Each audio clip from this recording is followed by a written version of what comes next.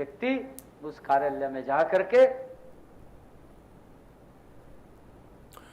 तो करनाल से खबर का रुख करेंगे, जहां पर मेगा सब्जी एक्सपो मेले का आज समापन था और नायब सिंह सैनी ने इस कार्यक्रम में शिरकत की। कंपनियों की ओर से यहां पर लगाए गए स्टॉल्स का निरीक्षण नायब सिंह सैनी ने किया और सीएम नायब सिंह सैनी ने इस कार्यक्रम को संबोधित भी किया है।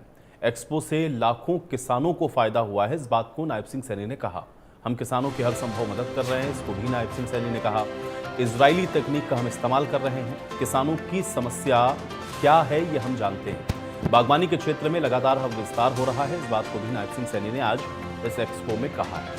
तो करनाल के घरौंडा में ये 11वां मेगा सब्जी एक्सपो मेले का समापन समारोह था। नायब सिंह सैनी ने इसमें शिरकत की। इस दौरान उन्होंने यहां पर विभिन्न कंपनियों की ओर से लगाए गए स्टॉल्स का निरीक्षण किया, जहां पर वो खेती से जुड़ी हुई आधुनिक तकनीक, उन्नत बीज, कृषि यंत्रों के बारे में उन्होंने जानकारी ली। नायब सिंह सैनी ने इस कार्यक्रम को संबोधित किया और उन्होंने कहा कि एक्सपो मेले में नई जानकारी मिलती है। उन्होंने बागवानी विश्वविद्यालय के लिए बधाई दी। उन्होंने ये भी कहा कि एक्सपो से लाखों किसानों को फायदा मिला है। अंतर्राष्ट्रीय फल मंडी भी हम बना रहे हैं। नायब सिंह सैनी ने कहा कि हरियाणा सरकार बागवानी को बढ़ावा देने के लिए कई महत्वपूर्ण योजनाएं चला रही है, जिनका उद्देश्य किसानों की आय को बढ़ाना है, उन्हें आधुनिक तकनीक से जोड़ना है। उन्होंने कहा कि बागवानी के क्षेत्र में विस्तार हो रहा है। 2,40,000 एकड़ में फलों, सब्जियों और फूलों और मसालों की खेती हो रही है। अपने परंपरागत फसल चक्कर से निकल करके फलों और सब्जियों की खेती तथा मधुमक्खी पालन में नवाचार व आधुनिक तकनीकों के माध्यम से उत्पादन बढ़ाकर एक मिसाल कायम की है। मैं इसके लिए आप सबको बधाई भी देता हूं। इस उपलब्धि के लिए आज आपको सम्मानित करने का भी ये अवसर मिला है।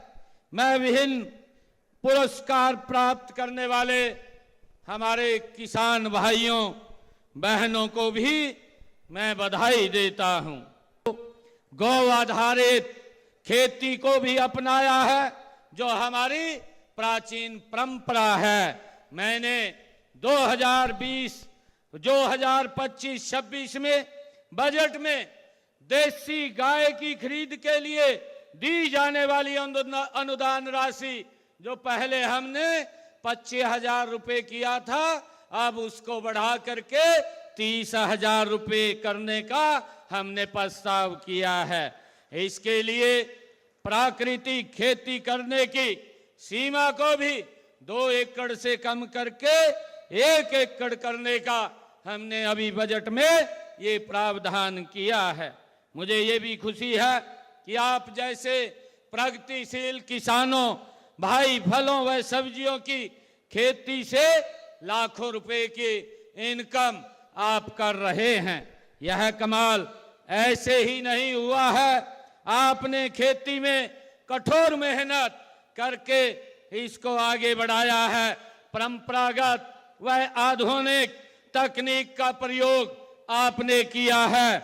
नवाचार को आपने अपनाया है। आगामी वित्त वर्ष में अंबाला में लीची के लिए, यमुनानगर में स्ट्रॉबेरी के लिए और हिसार में खजूर के लिए 3 नए उत्कृष्टता केंद्र स्थापित करने का सरकार का प्रस्ताव है। जल्दी ही यहाँ पर अपने किसानों को, चाहे वो स्ट्रॉबेरी का किसान है, चाहे लीची का किसान है, चाहे वो खजूर का किसान है, ताकि उसको लाभकारी मूल्य मिले, उसके लिए 3 नए उत्कृष्टता केंद्र स्थापित करने का हमारी सरकार काम करेगी, ताकि मेरे किसानों की इनकम बढ़े और वो हॉर्टिकल्चर के अंदर ज्यादा से ज्यादा जा सके।